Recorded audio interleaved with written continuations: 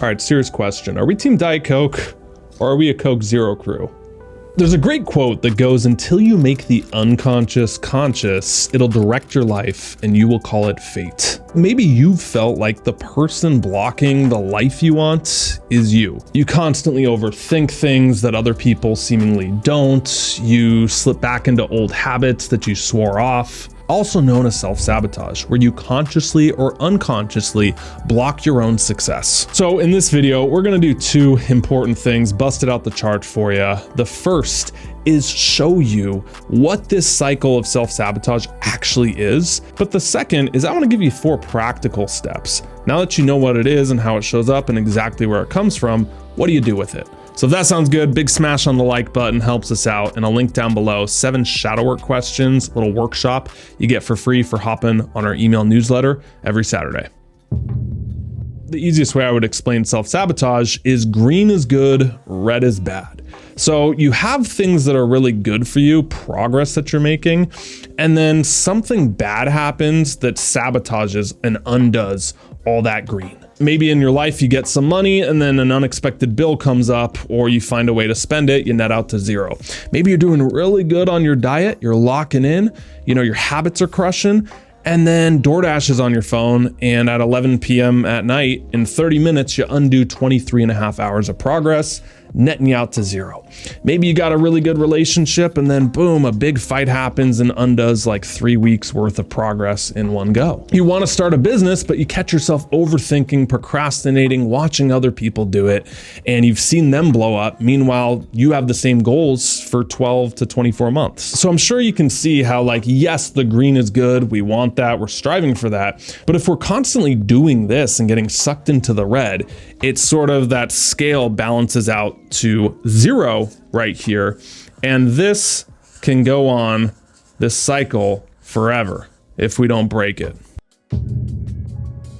Now I want to continue the conversation around practically how does this show up for you, instead of just going theoretical. There's really 4 steps and they go in a loop. First up, there is a trigger. Let's say your version of self-sabotaging is procrastination. This could be a deadline you have coming up for school or work, a project that's due, something you need to get done. Instead of doing it, which would progress us forward, we escape. This is where whatever flavor of your self-sabotage is comes in as a coping mechanism. This could be doom scrolling. This could be staying up really late because you feel like that's your time and then you're tired the next day. This could be drinking, smoking, adult websites, whatever your flavor is, that is what we do here. And then there's relief because, let's face it, those things we're not doing because they don't work. They do work as a coping mechanism. We can at least escape the uncomfortable emotion. But eventually we have to come back down, and then there is shame. Because there's who you're actually being and who you know you're capable of. And when there's a gap between that, what creeps in, you could call it 100 different things, but a lot of the times the underlying emotion behind it is shame. The crazy thing is this then becomes the next trigger. And this loop turns into a spiral. It's like when you're tired and you take a day off and you bed rot or you sit on the couch and you binge watch a show. The act of doing nothing makes you more tired. So let me give you a few examples on this just to land this and ground this in some examples. You're someone who wants to start your own business, or you want to start creating Instagram videos, YouTube videos. And the trigger is that you've tried to film yourself on your iPhone, but you feel like you can't be yourself, or you get in your own head when you go to turn it on, or you're worried about being misunderstood. The escape here could be some of these, but oftentimes it's, well, I just need to research more. Maybe I'm not good enough. We internalize that because other people can do it and I can't, so let me just consume more how-to content. The trigger with self-sabotage can also be things going too well. Huge, especially for high achievers out there. If you're ambitious, you have goals, maybe you have a body of work that you did in the past and you're at a certain level. A lot of the times it could be, oh, I signed a new client, that's success, but now I feel afraid that I'm not going to be able to deliver. I'm not good enough. Or, I'm in a relationship, but now I'm scared of losing them. Let me try to alter myself so I can hold on to them. A lot of times with entrepreneurs, they want to build a business, but with that comes a fear of exposure. And it's funny, we say those words like, oh, I want more exposure. But a lot of the times what clout or numbers can do is put more of a spotlight on you, and you only learn once you're in it, maybe that's not what I want, or maybe that's too much or different than how I thought it would be. And a lot of this is happening internally and leads to self-sabotage, even if you're consciously not aware of it. My self-sabotage back in the day was alcohol. I would drink, and this cycle played in massively. So whenever I'd feel career pressure, like, where is my career going? You know, is this worth it? Is this a pipe dream? Am I doing the right thing? Instead of me answering those questions or doing something about it, I would just drink and then I'd feel normal. So the trigger for me was pressure, especially around my career. Or if I worked a really long day and I felt like maybe things weren't happening fast enough, I would drink. That was my escape. And the relief, yeah, it felt good. And I started getting excited again, or I was able to relax. As you know, the next couple days, I'd feel super hungover. And then that would zap my productivity. So there was a lot of shame around it. Like, oh, why do I keep doing that? Why do I know that thing's not good for me. And that robbed the confidence. Or you feel fake showing up because you know what you're doing behind the scenes, and it feels incongruent for you to talk about like becoming the best version of yourself when you know you're drinking every night. And we're all works in progress. I'm not saying that to say you have to be perfect to be in public, or like a certain version of yourself is the only acceptable one.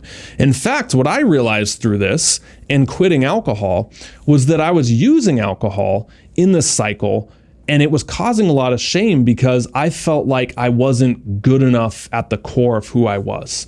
So my point in sharing this with you is twofold. The first is to realize that yes, the self-improvement helps, knock yourself out, keep doing it, that's good. But if we never focus on some of the self-acceptance, the stuff that's in our shadow, it's gonna grow and it's gonna net us out to zero. And the second is thinking about that thing that you do, passing it through this cycle. Okay, how does this show up for you? It's worth journaling on, or keeping a note in notes log in your phone. You know, when you feel triggered to do that thing compulsively, smoke, drink, whatever your thing is, watch this whole thing play out. And then ultimately after you do it, ask, how do I feel? I think we've covered enough here. You good on that? Let's move on to the question, dude, what do we do with it? So I'll share 4 things. By no means is this a comprehensive guide. There is probably 100 steps out there. These 4 are just some of my favorites that I've chose because they've helped me the most. So let's start with the biggest one. Something called competing commitments. This is when you want 2 things at the same time. So in the context of business, this could be you want a successful business, but you want to remain anonymous, or you're afraid of being misunderstood. This could be you want a relationship, but you're scared of losing your freedom. Wanting money, but never wanting to talk to people because you're scared of rejection. So one of the commitments is you want something, and the other commitment is you don't want to lose something. Your whole nervous system is sort of running on a circuit that's gain or pain. And if you know anything about behaviorism, humans, we're weird in the way that we will work harder not to lose something than we will to gain something. You know, you could go to Vegas right now and bet your life savings on essentially a 50-50 coin flip. Most of us don't do that because the fear of losing everything significantly outweighs the possibility of doubling. So what I would do here with competing commitments, I would just write them out in a T-chart. I would say, I want this, and what it means is this.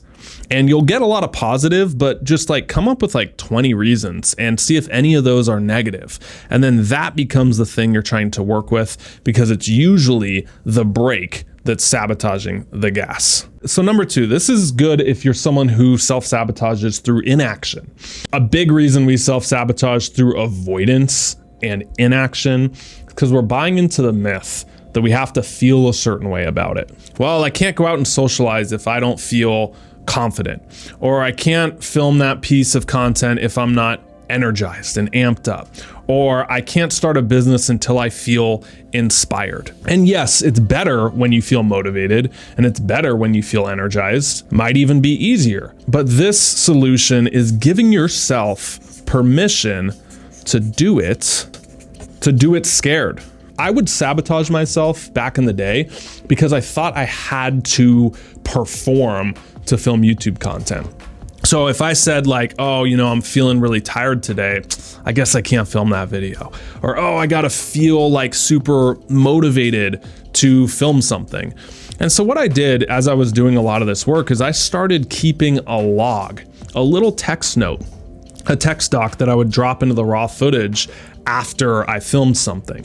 And this had everything from how I felt, from the gear I used. And at the bottom there, I would rank my energy going in on like a 1 to 10 scale. Because my theory was, well, if I feel like doing something, those videos will do better because that'll translate and it'll just be a better piece of content, right? Makes sense. But what I realized after doing that hundreds and hundreds of times, it had almost no correlation. The videos that I did where I didn't feel it, let's say I was like a 4 or 5 out of 10 energy, sometimes would go on to get 300, 400,000 views. And then there were videos that I did that had an 8, 9, 10, and I walk away all confident like, yeah, that's gonna crush. And they'd get like 30,000 or 20,000 views or flop. And so when you give yourself permission to do it, even if you don't feel like it, even if you're a little tired, even if you're out of it, even if you're scared, then that work becomes the healing process because you improve, you're proud, and that gives the positive momentum you're seeking. We got 2 more, and I think these will help self-sabotage from a few different angles. So the third is giving up your addiction to control. You ever played a board game or like Super Smash Bros with your niece or nephew, and you maybe you don't go easy on them and you're beating them, and then they rage quit. They throw the controller like, I wasn't trying anyway. And they quit because they were losing. That kid quits because at least if he loses, damn it, it's on his terms. This could be quitting before you get fired as a form of sabotage. This could be ending a relationship before you get left. This could be someone you're in a disagreement with, and then they turn it into a fight because they were losing the disagreement or maybe looked bad. And, that's their protection mechanism instead of saying sorry or apologizing. I'll give you one right here on control and how this is linked to self-sabotage. So for me, I have struggled. I have a very addictive personality, and that's worked for the positive with business and great things in my life. But it also comes with the side of I can get hooked on things very easily. And one of those things was alcohol earlier, but the other one was nicotine. And man, over the last 8 years, I have struggled with everything from like gum to Zyn pouches. Back in the day, it was vaping, and I would just get hooked on nicotine. And I've quit probably 4 or 5 times. And that was a form of self-sabotage. I'm like, why do I quit something and then keep going back to it? It makes no sense. Like I've already quit something, I've been clean of it for like 9 months, and then boom, I go back. And I realized like, yes, there's a huge physical component to it, but the thing I liked about it was progress, having a goal. Even if that meant doing something destructive, at least I can progress my way out of it, and that feels like improvement. That if I can control my leveling up and my improving. And so as crazy as it is, like sometimes a form of self-sabotage is so you have some control over it.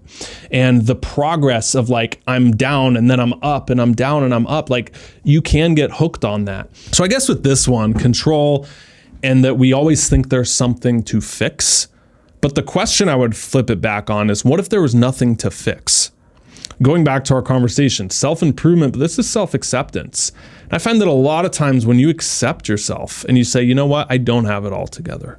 You know what, I am scared. You know what, I am tired. You know what, I do feel like I have some more work to do, and I don't always have to be confident. That self-awareness is oftentimes what gives you the confidence. All right, is that one clear? Moving on here. The last one, number 4, this one is super practical, and you can do this today when you're done with this video. Look at the room before the mirror. What do I mean by that? I mean that oftentimes self-sabotage can just be as simple as an environmental problem. Like if you're trying to lose weight and you have all this sugar in your house, of course you're self-sabotaging at night when your willpower is low. Throw out the sugar. You know, if you're trying to get off of doom scrolling and you find yourself like, oh, my screen time's crazy. You know, I feel like addicted to the Instagram reels. Delete Instagram off your phone. You know, maybe keep it on the app, keep it on your desktop, but at least like make it harder. This point is like, yes, we can do a lot of inner work and we can go to competing commitments and everything. Super important, but your environment's one of the most underrated ways to change your self-sabotage. If you have a job that is terrible and you don't like it and you feel like it's robbing your soul, you could do inner work on that. And maybe there is something going on with that, but maybe it's time to change the environment and get a new one. Can you make a lateral shift into something that is less soul-sucking and pays the same? So many times we go to the mirror and look introspectively of like, why am I sabotaging myself?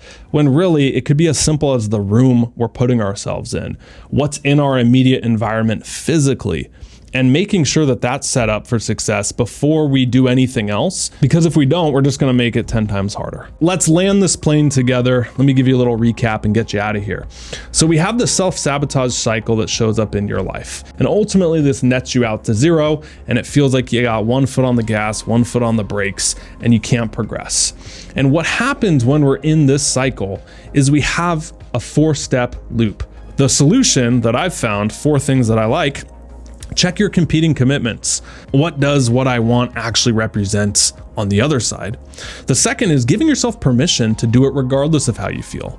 And also giving up your need for control. So much of what we do on a day-to-day basis, we don't have control over, but also looking at the room before the mirror, checking your environment, making it sure it's set up for success. Big smash on the like button, drop a comment if you got something down below. And what I'll do now is link up right here our video on cheap dopamine and dopamine holes. Perfect follow-up in this style. I think you'll dig it. Thanks so much for being here. See you in the next one. Stop settling, start living. Peace.